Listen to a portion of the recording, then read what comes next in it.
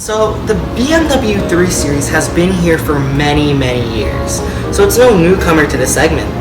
This car was a pinnacle in driving dynamics and sportiness, making it the ultimate driving machine. But over the last decade, this car has kind of lost its presence in that benchmark category, and kind of lost a spot as a benchmark overall. But even if it's lost that presence, is it still a great compact luxury sedan in the class to buy, and a great buy overall? Why don't we go here and find out in this review.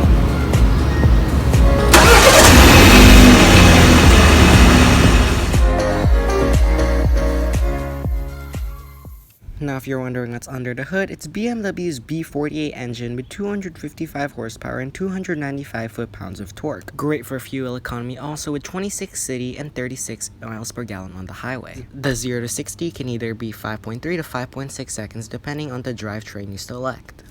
If that's not enough for you, there is a 382 horsepower M340i. Now, talking about the exterior's front design on the G20 3 Series, you do have BMW's, or one of BMW's latest and greatest front-end designs of the newer century.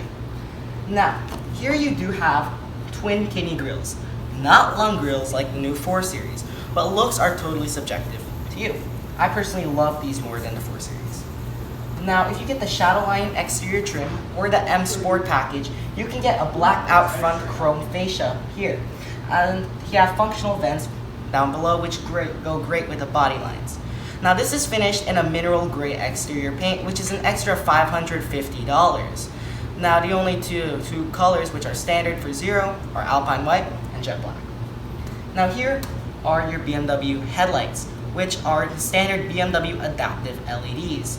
Now for an extra $1,000 or the executive package, you can get the laser lights, which will give you a higher beam, and you can use a higher beam at night, and when a car is approaching, it will kind of adjust, so you can still have the higher beam on and not let the car in your way be distracted.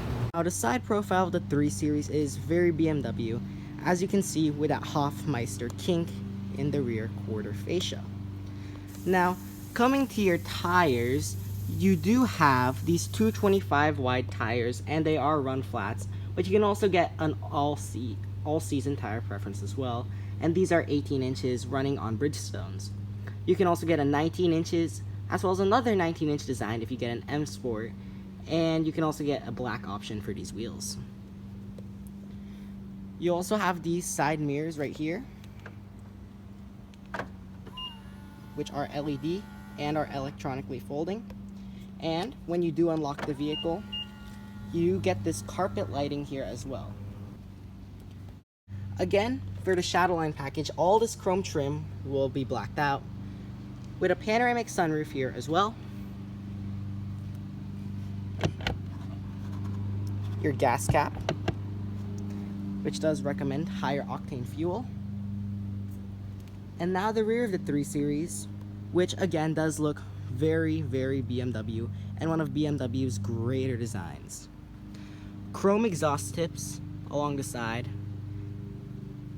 and these headlights, or taillights, my bad, do look amazingly great, especially for its design. And here you do have your BMW 330i XDrive badging. So, why don't we go ahead and move along to the interior. So the exterior of the 3 Series was looking very sharp. So why don't we go ahead and check out the interior to see if it's just as good. So when approaching the vehicle, you have BMW's traditional key fob, which they've been using for about almost a decade now.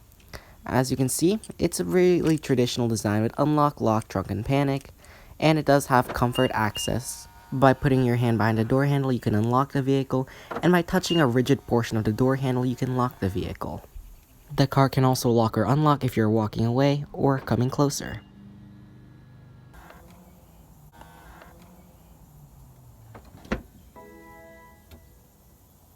Upon door opening, you can definitely tell of BMW's interior designs. So let's talk about materials along the door panel, and I have to say they're not really all that impressive, especially for the price you're paying. Even though that the materials are soft touched and these leatherette trims, they just don't really feel to the highest quality of standard. And this armrest here just isn't all that soft. You also have your switchgear such as your windows, mirrors, memory seats, and a nice touch are the satin silver trim pieces along the door handles. Not to mention the ambient light strip, which will look great especially at night. Here you still have this soft, rigid kind of touch plastic and this hard touch plastic inside the door bin, and your trunk release is right there. So coming to your seat controls, you do have a 14-way power adjustment and a 4-way lumbar support here as well, not to mention the 2-way thigh extension and side bolster extensions. In addition, these seats are heated. Just to note, no ventilated seats is available of any sort. The material of these seats is BMW Sensitech, a fake leather. I'd recommend, if you can, to move up to the Vernasca leather, but these seats are totally fine and doable.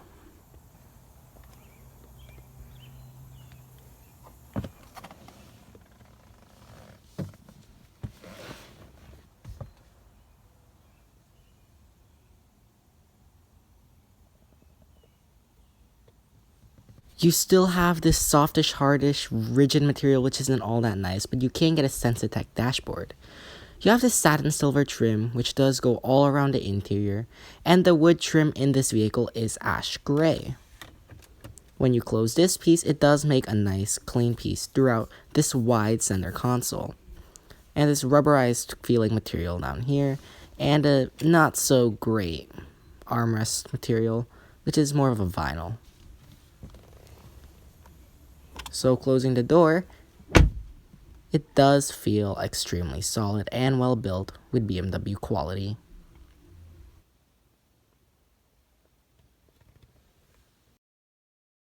To start, keep the key in the vehicle and push the console mounted silver button.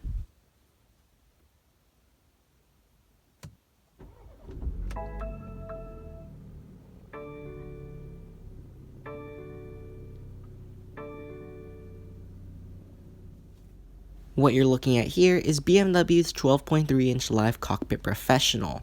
In the 3 Series, you can also get analog gauges for this particular model as well, with a half digital setup.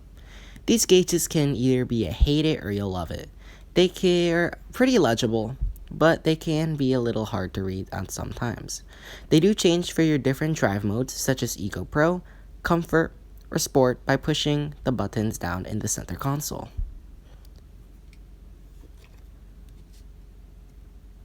This gauge cluster is a little configurable. By pushing the board control, you can look at various different menus such as your G meter, your audio station, really not as configurable as Audi's virtual cockpit or Mercedes MBUX system. Still a very digital gauge cluster nonetheless, but it is limited compared to those systems. You can also choose what radio station you want to listen to or what radio source you want to listen through this radio slider thingy-majig. Not to mention, you can also change your miles per hour to kilometers per hour readout if necessary, and these minimalist gauge design does look pretty cool if you want that. In the middle of the gauge cluster, you can also choose a map, nothing at all, or your route info. Moving along to the left-hand side, you do have your air vent and your parking lights, your auto lights, or your lights overall. You're pretty much your switchgear for that. Your switchgear for your windows, your mirrors, and your memory settings. And here's your pretty thick steering wheel and these paddle shifters which are silver trimmed, your steering wheel controls, and this electric steering which may feel a bit different from previous hydraulic steering BMWs. You may love that or hate that. And as an option, the steering wheel is heated. So let's talk about BMW's iDrive 7. This is a 10.25-inch screen, but you can only get this screen if you get the Live Cockpit Professional.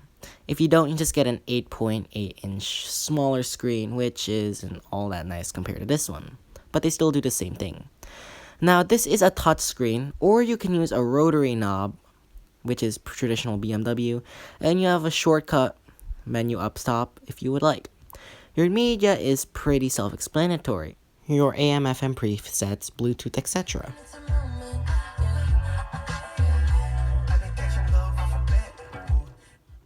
That's the standard 205 watt 10 speaker hi-fi sound system, but you can also get a 16 speaker 464 watt Harman Kardon. Here's your communication system, and it will just give you your contacts, your BMW Assist, roadside assistance, etc.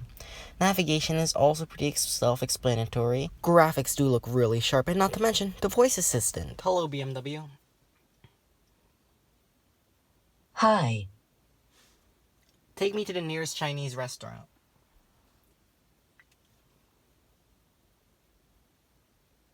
I found several restaurants. Which one should I select?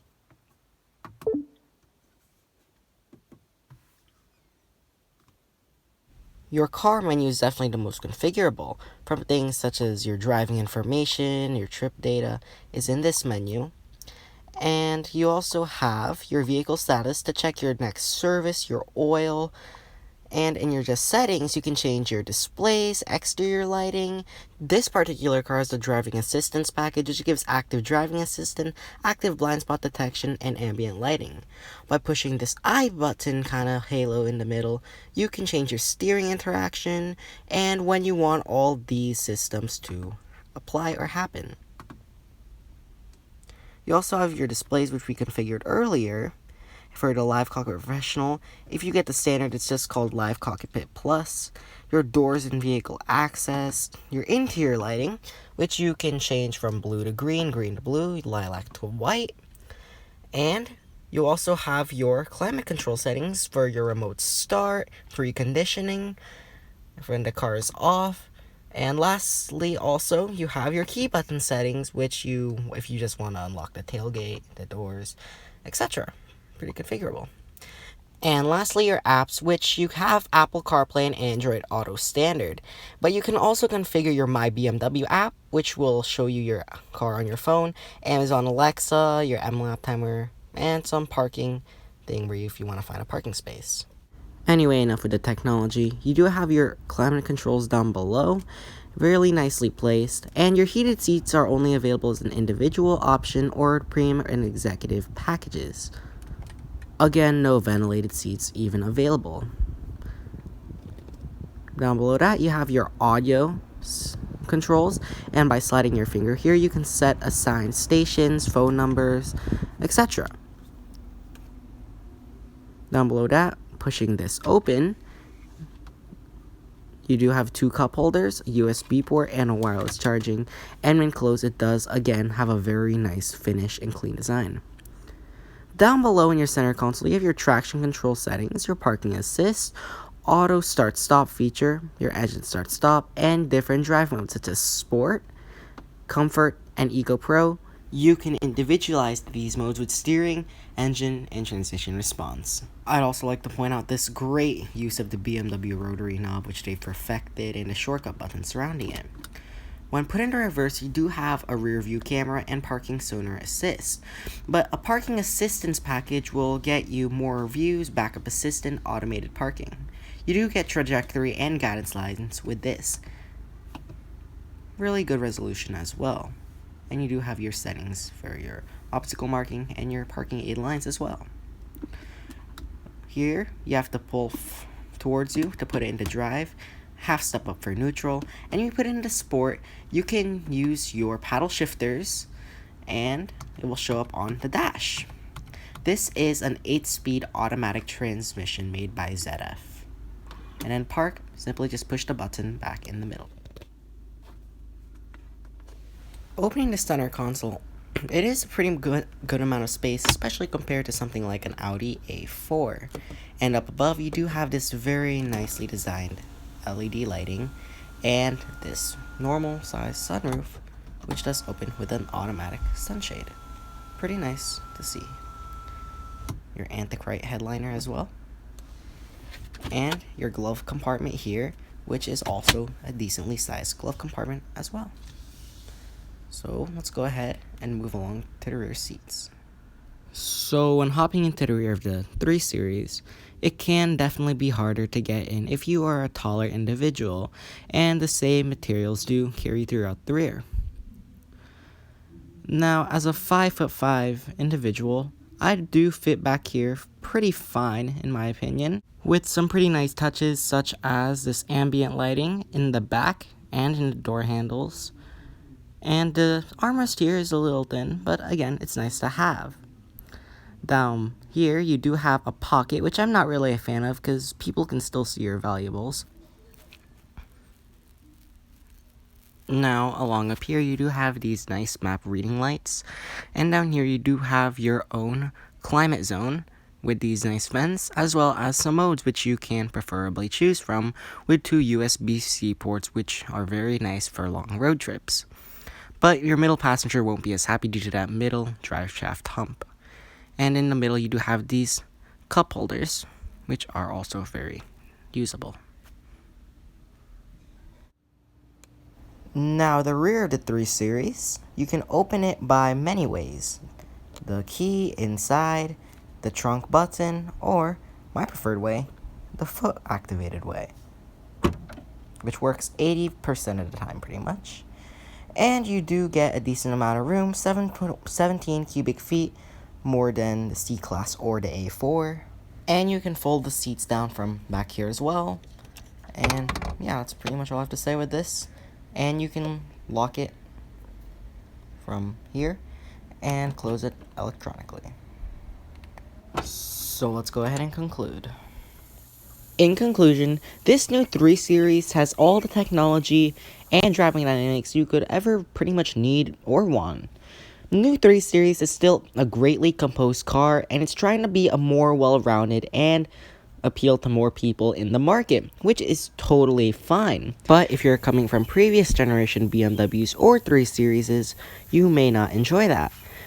Buy this type of 3 Series if you want to have a great daily driver with great fuel economy at the same time. And as I said before, all the modern technology. But if you're gonna have that occasional day or that weekend day where you're gonna go out to the canyons or the back roads and have some fun, this car is easily capable of doing that. And if you want to have a car to enjoy driving in, then this is probably the car for you at the same time. Anyways, thanks for watching Turbo and this review, and I'll see you again next time.